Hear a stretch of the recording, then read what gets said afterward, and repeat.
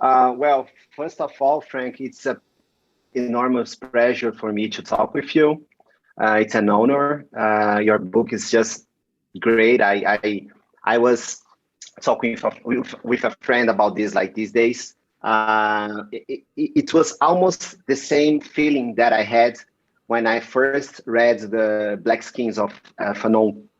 The feeling that, yeah, when you are connecting with some ideas and new perspective in a critical theory, and I was like, whoa, it's not that I agree with everything, but this feeling that, wow, okay, there's a lot of heavy stuff here, and wow. So for me, it's a great honor to be here to talk with you. And well, the thing is, we have this conversation, which is from this podcast in Brazil, the podcast from the publisher. They usually use this podcast, like to bring people to know the author, to know the book, and buy more. And well, there's this idea that to bring to the mainstream people, the idea about the book. But I think that our conversation could, bring the both sides. We can talk more. We can talk a little about the book, or in terms of, the ideas, what you were thinking when you were writing the book, the idea of Afropessimism, everything. But also, I want to ask you some things that is more heavy in terms of ideas and theory, because I think that this is a conversation that we have to do. This is a diaspora conversation. So I want to take the opportunity to take this space to have this talk with you, and not just, the idea of the sell the book, which is important, but, I think conversation also is important. To present myself really quickly, because the idea is to listen you, not me saying or talking. My name is Tulio Custódio. I'm a sociologist, and also I work here in Brazil as a knowledge curator, which is an enterprise, which I am a partner on that. And basically, we work with studies to the market, to enterprise, because even the academic world in Brazil, it's not easy. Like a lot of PhD friends, colleagues, they get the title, but they cannot get into the university. So we try to do other stuffs, other than to be in university. So I'm working also as I'm taking my PhD. I'm also working on the market with research and studies, and which is interesting. I when I was reading your book and your time as a trader, working with the stocks, I was interesting, So it's not always this idea that you must be just in university and stay just over there. There's a lot of life, in other places, in other spheres. So yeah, this is me. I'm Tulio. I'm sociologist, and I would like to start that you introducing yourself, like to what the people in Brazil doesn't know about you. Who is Frank Wilderson III? Well, the answer to that question is depending upon if you talk to my friends or my enemies. We'll have a very different interpretation. Well, I'm a Black American by designation. But I do not appreciate my American status. I feel that I think that the United States in general, and the Western Hemisphere in particular, is organically anti-Black. So I think that words like Black American, Black Mexican, Black Canadian, Black Brazilian, I think that those are inherently oxymorons, that they bring with them their contradictions. I was born in 1956 in Louisiana. Well, basically, in this little piece of river where both of my families come from, and I think this can be something that resonates with people, especially in Bahia. is that there are 450 plantations in a stretch of about 50 miles. So that's where both sides of my family come from, one from the urban area, and my mother's side, and the other from the rural area, but all in the same stretch on the river. But I grew up as a northerner, not as a southerner. I grew up as an urban person, not as a rural person. Even though my roots are in the rural and urban South, I grew up in the North. And basically, most of my life was spent in white neighborhoods as opposed to Black neighborhoods. I was politically educated by the assassination of Martin Luther King, which led to 1968 was a pivotal year around the world. There's a movie about Brazil called 5 Days in September, and it's about Brazil in 1969 and the underground guerrilla movement. Yeah. And so all that was happening around the world when I was 12, 13, 14, and 15.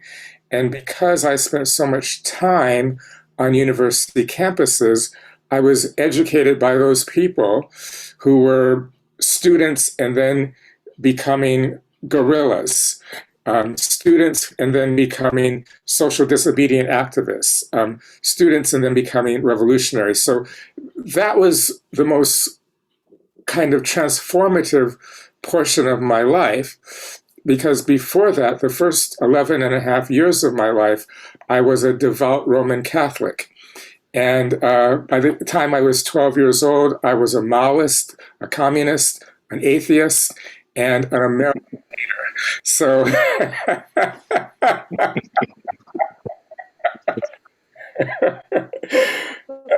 can I say? I went to college. I was kind of forced to go to a private Ivy League school because when I became 18 years of age, they started admitting Black people, and they did that before. I pretty much hated it, but places like Harvard, Dartmouth, Princeton. I then, as you said, was a stockbroker for about 8 years, almost 9 years. I then fell out of that and I went to South Africa, joined the African National Congress above ground and as an insurgent underground. There was an internal conflict in the ANC between Nelson Mandela on one side, the moderates, and Winnie Mandela and Chris Hani, the people who wanted communism.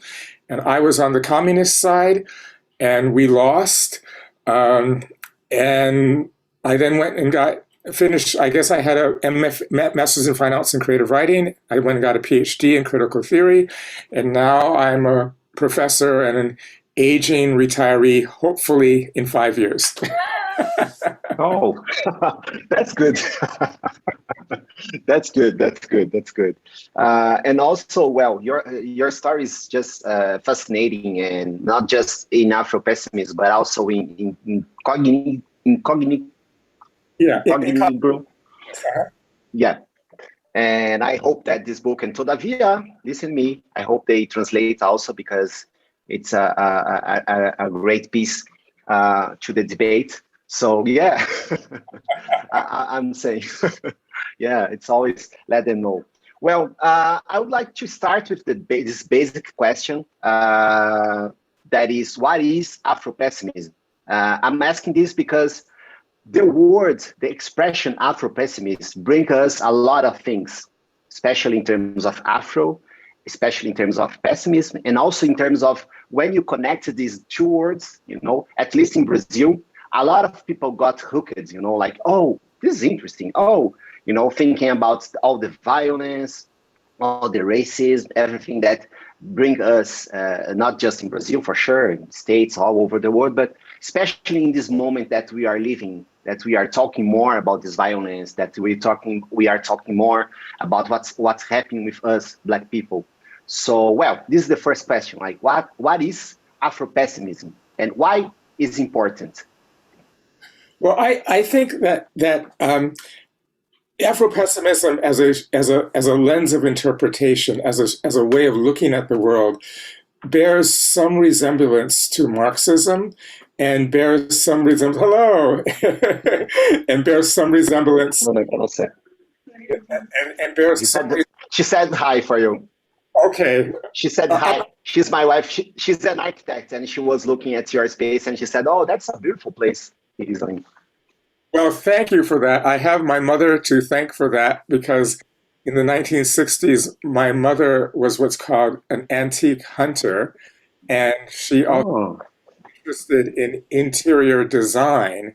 And so I used to follow her around, and so I always asked myself, how should a room be organized based upon the way she would do things? So, yes, thank you. Right for that. So, I mean, I think in a nutshell, Marx asked the question, how has the way we look at political economy been mystified by Ricardo and bourgeois economists? And how can I, Karl Marx, in Das Kapital, do an immanent critique? In other words, use the contradictions in bourgeois political economy to show those contradictions and to show what value really is. And so what we basically said, we don't think that Afropessimism is a discovery. We think Afropessimism is a kind of codification of what Black people see every day, but what there is no space for them to say that they see for various reasons, because we think that to be Black is to exist in a world of incarceration, whether you are Barack Obama or whether you are the poorest person in the favela. Being Black is to be incarcerated and to have your speech incarcerated. And so what we fundamentally believe is that in 625 AD, something started. And this was people that were going to be called Arabs, people that were going to be called Iranians, people that were going to be called Iraqis, people that were going to be called East Indians, people that were going to be called Iranians, and people that were going to be called Moroccan Jews. They were not called those things. And they began to develop what we would call the anthropological accoutrement, or coding of their culture, coding of their being. And in order to know who you are, semiotics teaches us you have to know who you are not. And the destruction of the African body produced a global knowledge of what it means to be alive. In other words, what it means to have rights, what it means to get horrible violence into your body when you transgress. And so we think that Blackness is a state of being which invites, or is a state of living in a violence that is without reason, and that Black people living in this state of violence without reason allows for other people to know who they are as people, as members of the social contract, as human beings. I can lose all my money. I could lose my land in a colonial occupation. I can lose my language through acculturation, but I know I exist as a living human being because I am not the Black. And so what we believe is that when the first Arabs rocked up in East Africa, hit East African shores from 625 AD all the way to the Portuguese, that Africans who were not called Africans, they were called Bugandans, Hausa Fulani, Maasai, Kikuyu, that they began to understand that this destruction of our cosmology, as Fanon would say, this destruction of our is necessary for the production of other people's way of being. And so we theorize the pessimism in Afropessimism is not an emotional thing. It is an analytic thing. We agree with Marx that capitalism is a scourge of the world. It's a bad thing. But we also say that if you were to destroy capitalism, you would not destroy anti-Blackness. We say that capitalism is important to the oppression of the world and anti-Blackness, the slave, is essential to the world. So we are pessimistic about the capacity for Marxism to explain Black suffering totally. So we take on Marxism, then we take on psychoanalysis, and we say, yes, the libidinal economy is important, but we're pessimistic about the psychoanalytic cure in explaining Black suffering. So in its a way, it's a hijacking of Gramsci. It's like pessimism of the intellect, but we have optimism of the will. We firmly believe in the power of the slave revolt. Mm-hmm. That's a good point. Because the slave revolt is a very different beast than the workers' revolution. The slave revolt has no teleological destination. The slave revolt is interested in the destruction of the master's world without even having to know what will come on the other side. Black rage is the most dangerous psychic dynamic in the world.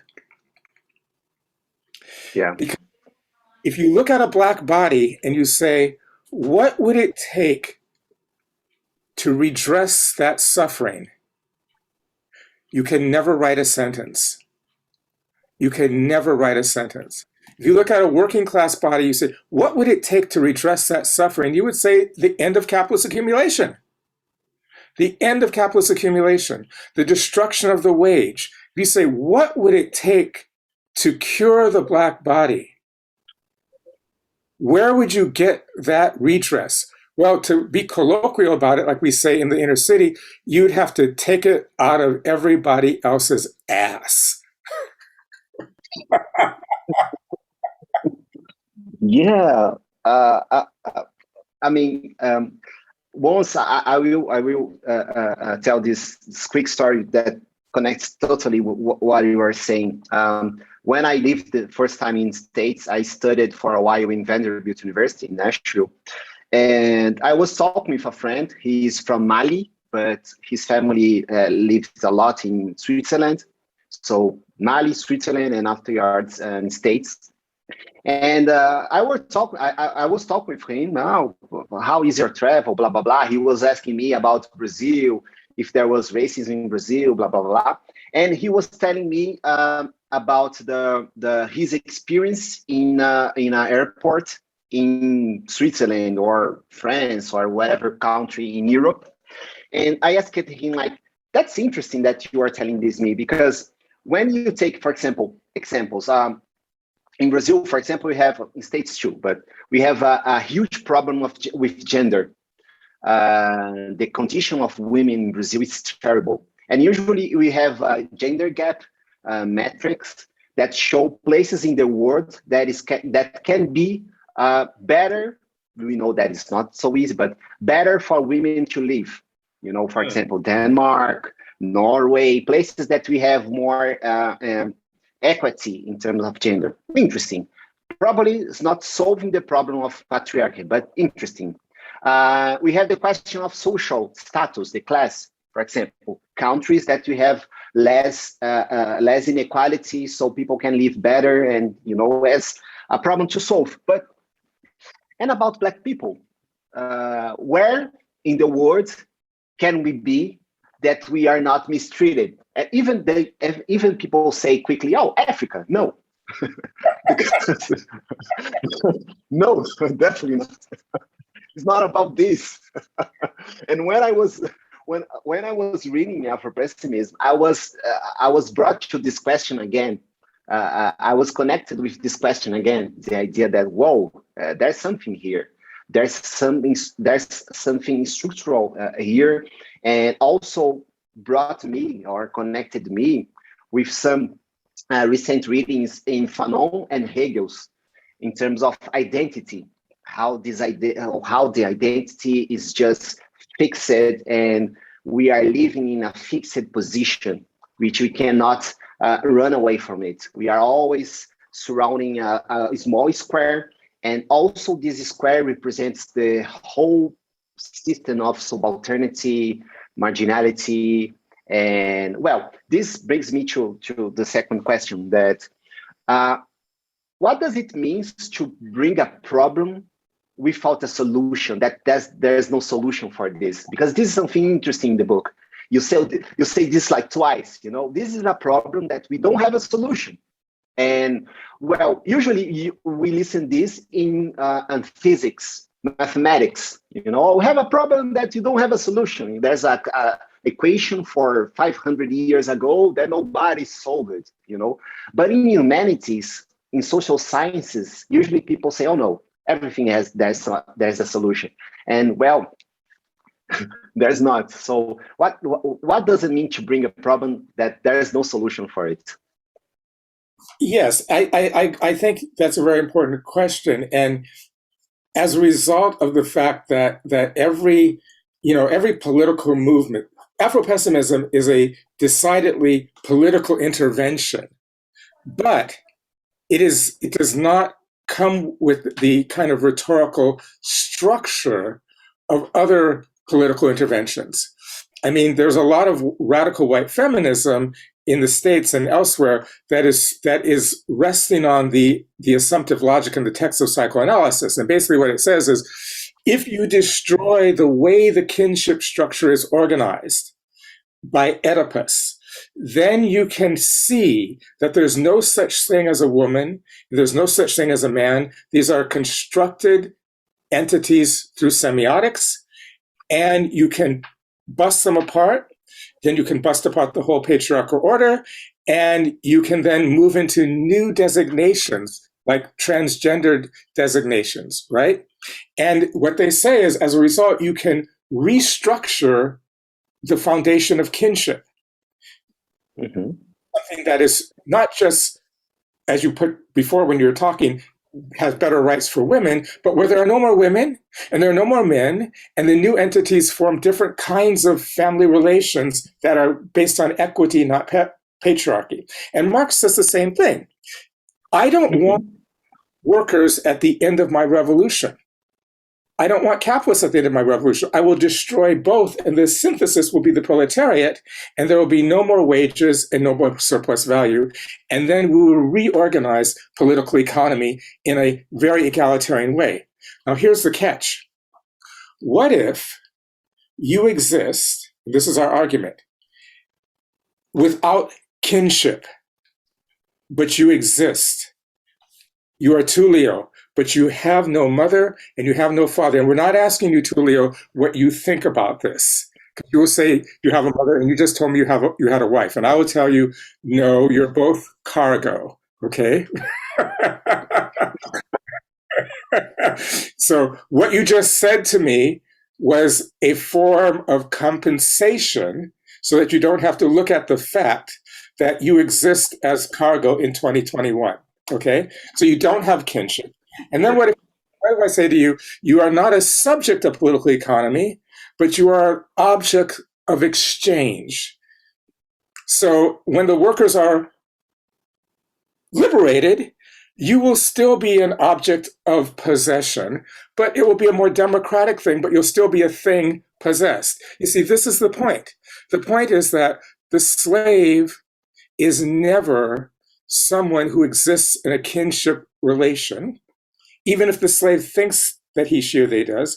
And the slave is never a subject of political economy. The slave is always an object of political economy, and the slave is always a possession of other people who have families. So the revolutionary imperative of Afropessimism does not destroy unequal or repressive forms of kinship like Oedipus. It does not destroy repressive forms of political economy like capitalism.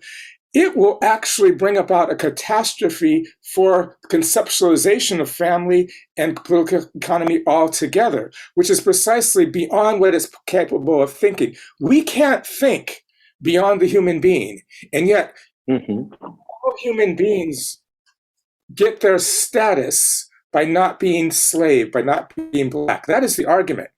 And so it's not that we're willful. It's not that we're nihilistic. It's not that we're just trying to be radical chic in saying there's no solution. What we're saying is the imperative is on the person who doesn't like what we're saying. Write me a sentence about what it would look like for Black people to be liberated on the other side. I want to eliminate Blackness and eliminate humanness, just like Marx wants to eliminate worker and eliminate capitalist. But on the other side of that, since the whole world is anti-Black, and since anti-Blackness stabilizes the psychic reality of the whole world, I cannot tell you what's on the other side of the end of the world. And see, this is why Black people are such threatening entities if there's only 3 of them on a corner. It's not because they have the muscles to beat up the police. If you go to the favela or the ghettos here, we certainly do not have the firepower of the military, but we represent a problem for which, if the others were to try to help solve it, their world would dissolve completely and they would not know what's on the other side. Being Black is a dangerous position because it's a position of suffering without a recognizable form of redress. And that's precisely why there's no solution. I will also tell you that this idea of teaching problems with solutions is not organic. It's not in the blood. Matthew Arnold propagated this as a response to the revolutionary activity in anti-monarchist France. And he was saying, we ought to have a public education in the Anglo-American world that presents problems with solutions. Otherwise, the rabble will take it into their own hands. I mean, so there are places where it's easier to teach Afropessimism than the Western world, precisely because they can live with a kind of contradiction that they're going to have to pass on to their children. Yeah. Wow. This reached me in some areas. I hope that I will have more opportunities to talk with you, maybe to give a visit to you in California.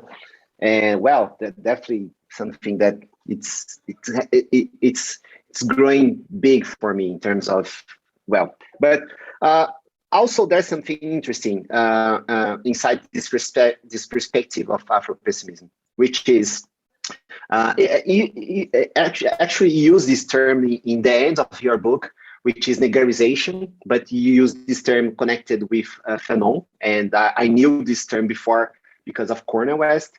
But I think the idea is interesting because it's the idea that connects the problem.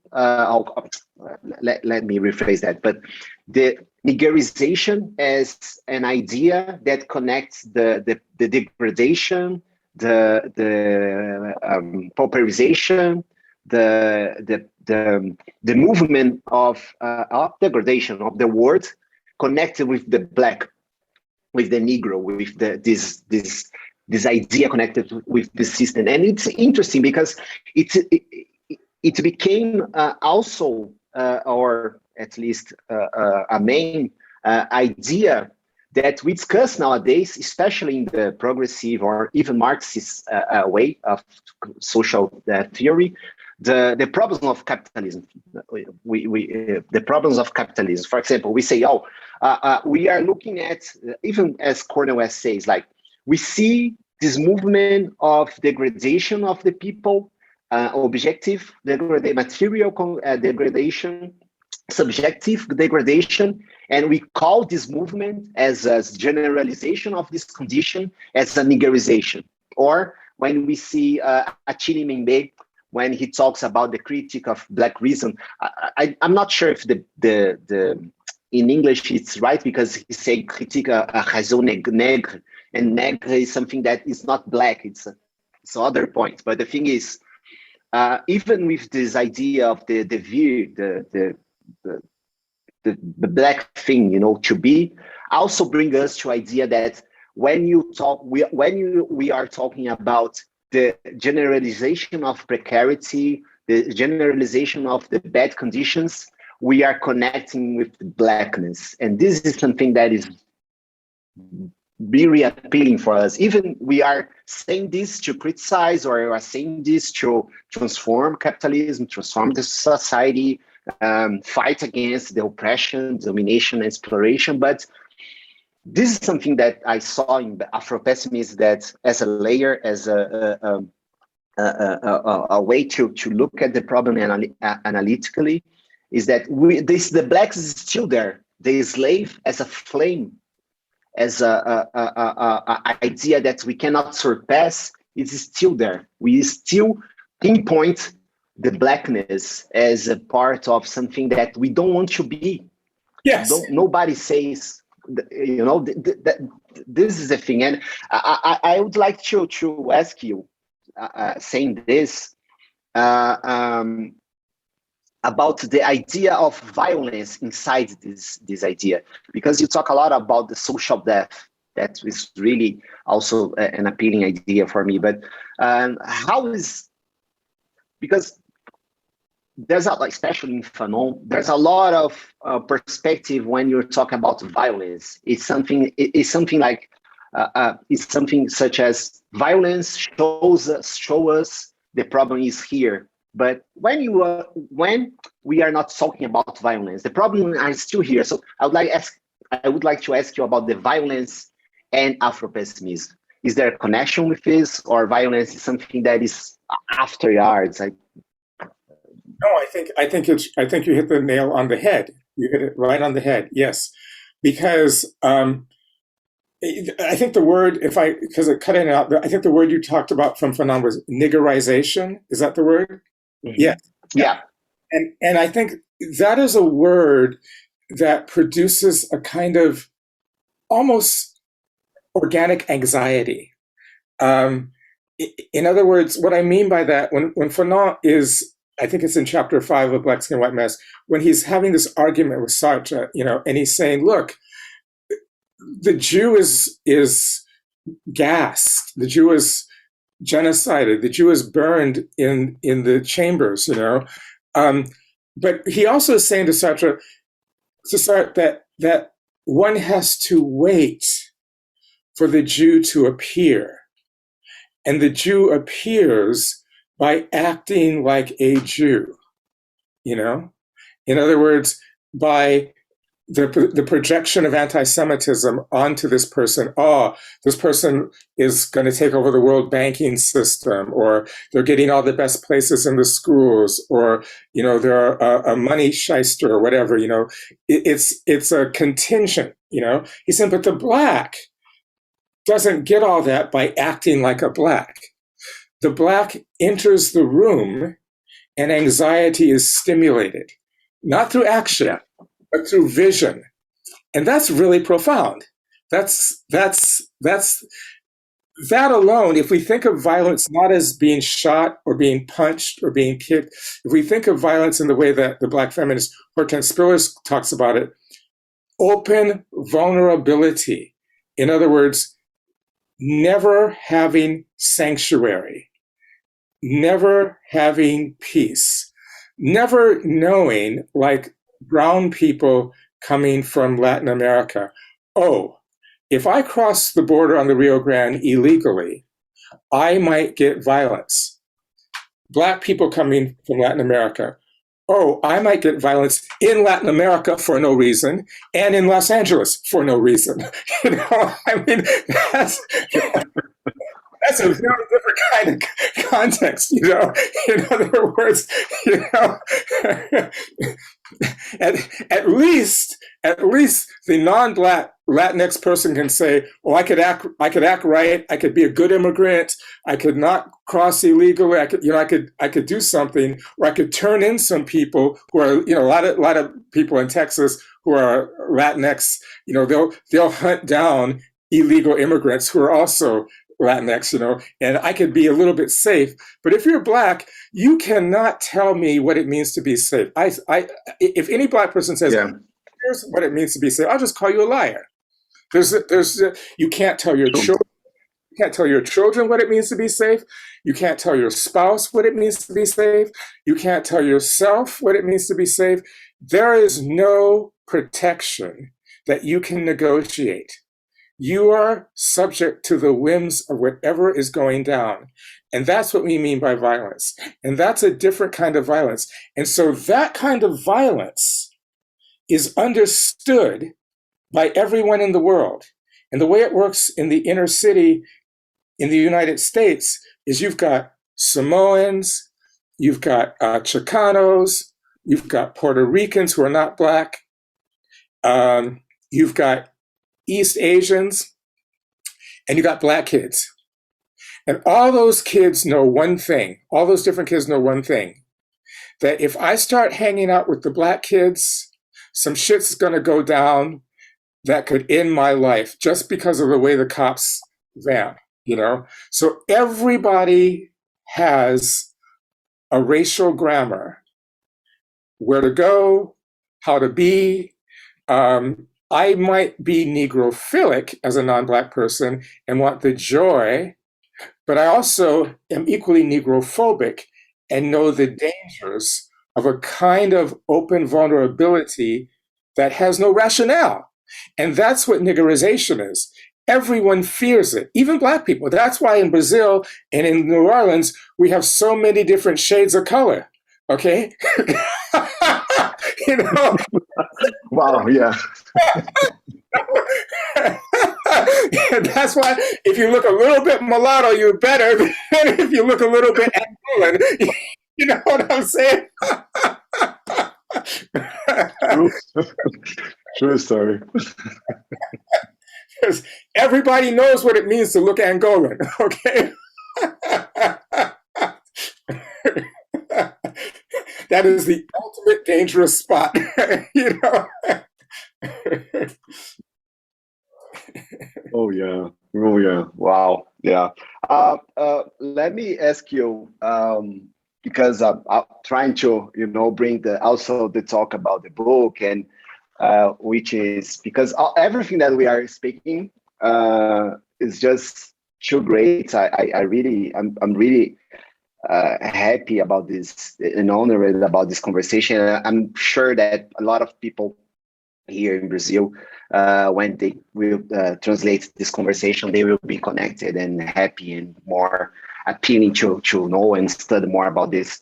I would like to ask you about there's something, well, there are a lot of things great in the book, but there's something I was like, whoa, this is provocative, which is when you are talking about the layers of terror, and you bring the third layer, which is the most of our allies. And this is interesting because, for example, nowadays in Brazil, there's a big conversation, debate about the allianship, about all the groups or everybody fighting against all the biggest oppressions, race, gender, sexuality, and etc. But also part of the left wing in Brazil are discussing about, I don't know if you know this work of Jodi Dean Conrad.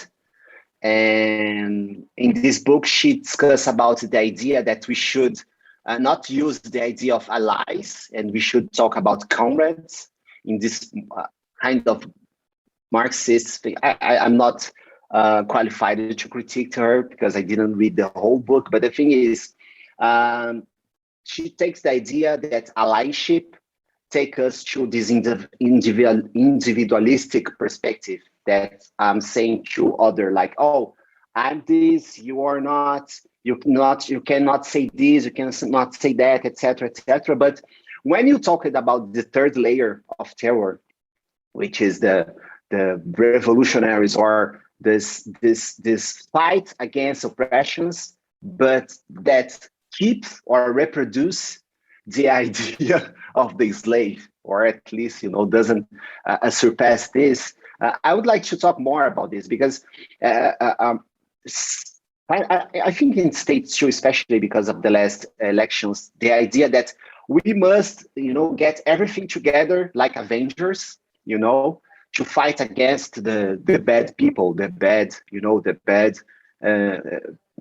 capitalists, racists, etc. But it's not like this, and I would like that you could talk more about this third layer of terror. Yes, I mean, I think that there's something valuable about the multiracial coalition in that people coming together can probably fight against the immediate hydraulics or pressures of capitalism or patriarchy in the immediate moment.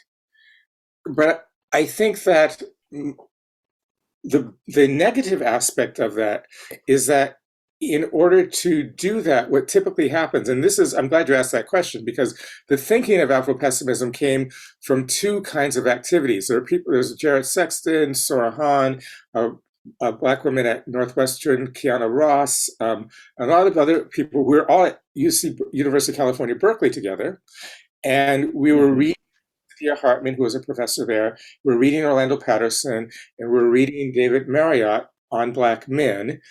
And we were arguing in our seminars with these professors, two kinds of professors, because Berkeley was a very radical place. One kind would say, you need to understand Marx, Antonio Gramsci, and Antonio Negri to understand the essence of suffering around the world and how everyone comes together, to use the term that you brought up, as comrades.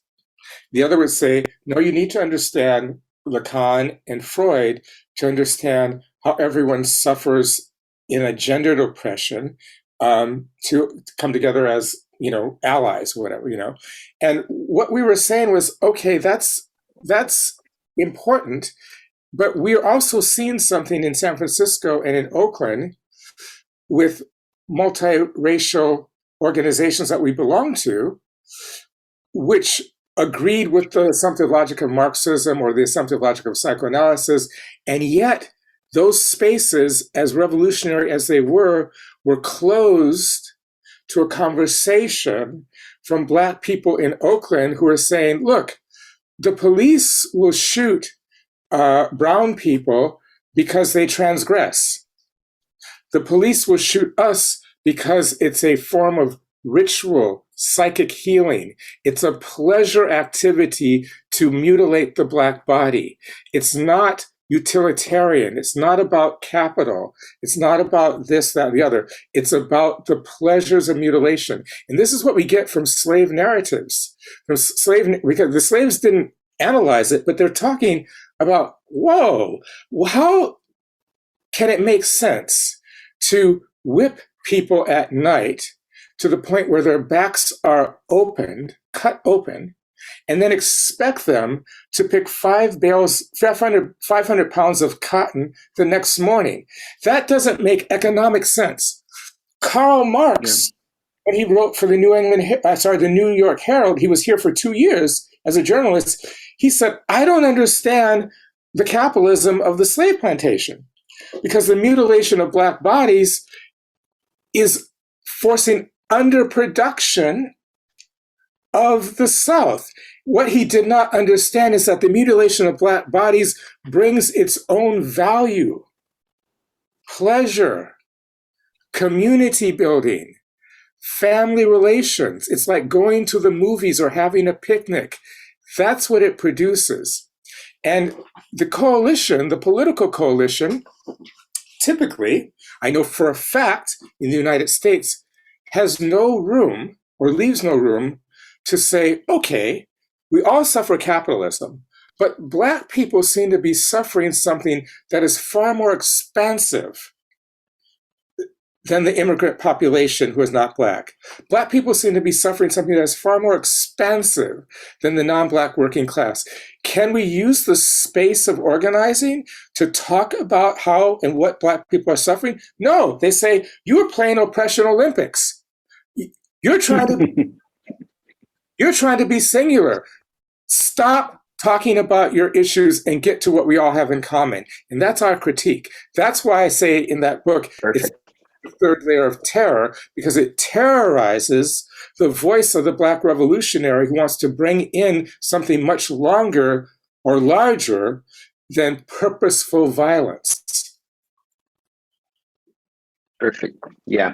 Well, in Brazil, it's the same thing, like the same arguments, and also, and also, I believe that these. I say this because I'm also connected with discussions about masculinities, Black masculinities, and such, and it's interesting because usually I believe that this terror it narrows the possibility of the critique that the whole other groups or the multi coalition and could have, to solve or not solve, or just, going ahead in the problem. I think that it's almost, and I always, not always, but I'm thinking more about this.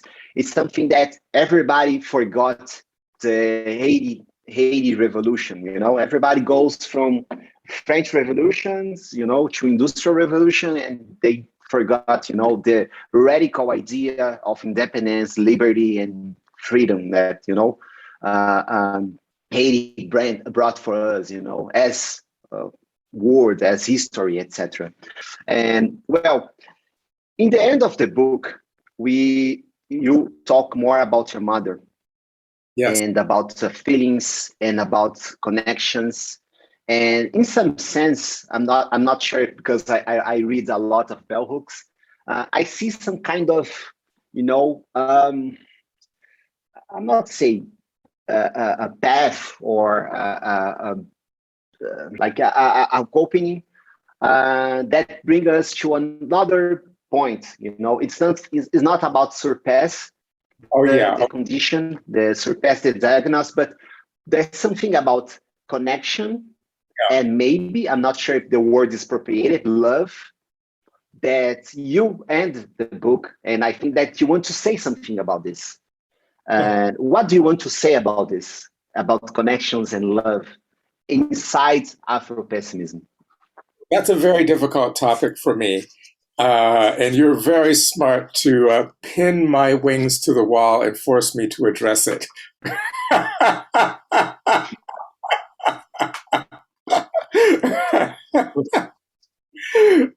So let me say this. A long time ago, maybe about, 10 years ago, there was an argument between Fred Moten, who is a Black philosopher many of your readers will know about, major person, and Jared Sexton. Yeah. And Fred Moten was trying to, I don't want to corrupt his argument, but he was arguing against Afropessimism and saying, I believe that there's some kind of positive, emancipatory quality to Blackness.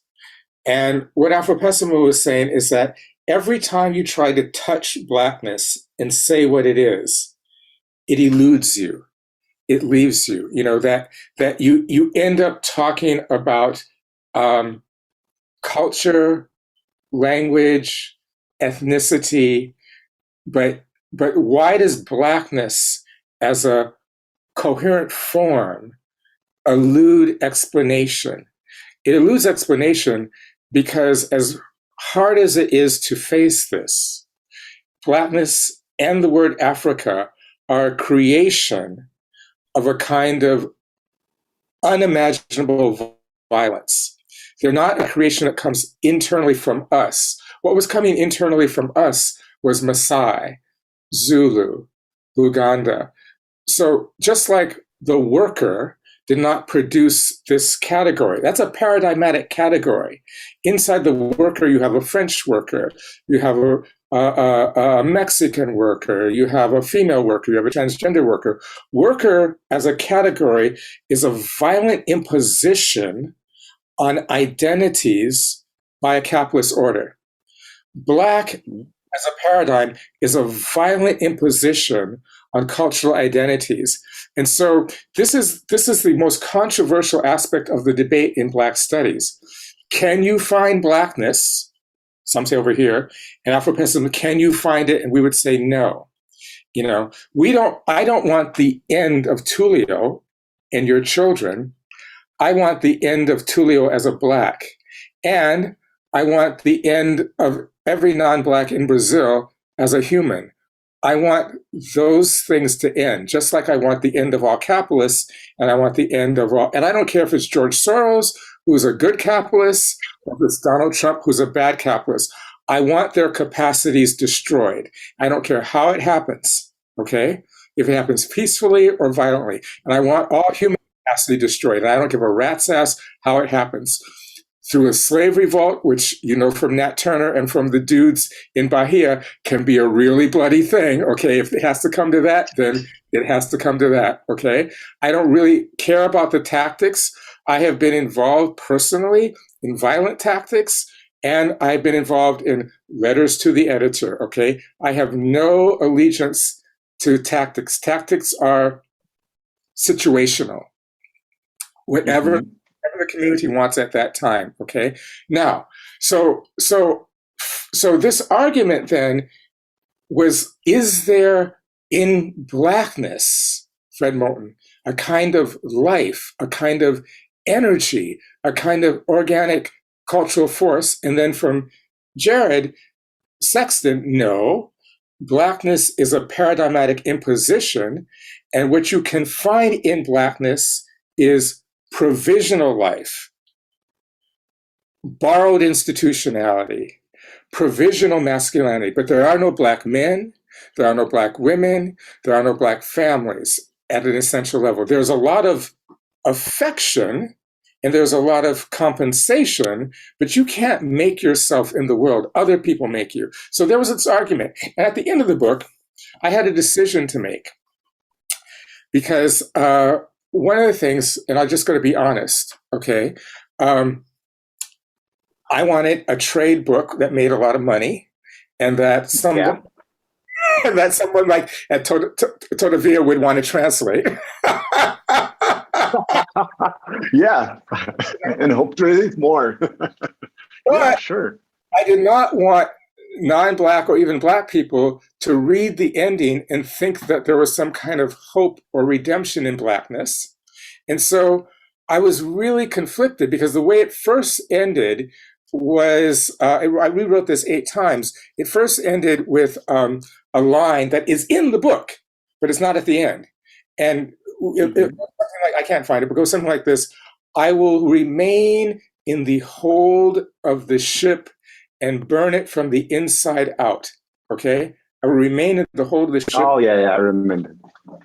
And I thought to myself, that's how I want to end the book, because if I end the book like that, no one will come to me and say, oh, this is a very hopeful ending, you know? On the other hand, I had to ask myself, do I want to continue to be defensive towards non-Black people, or do I want to speak intramurally to Black people?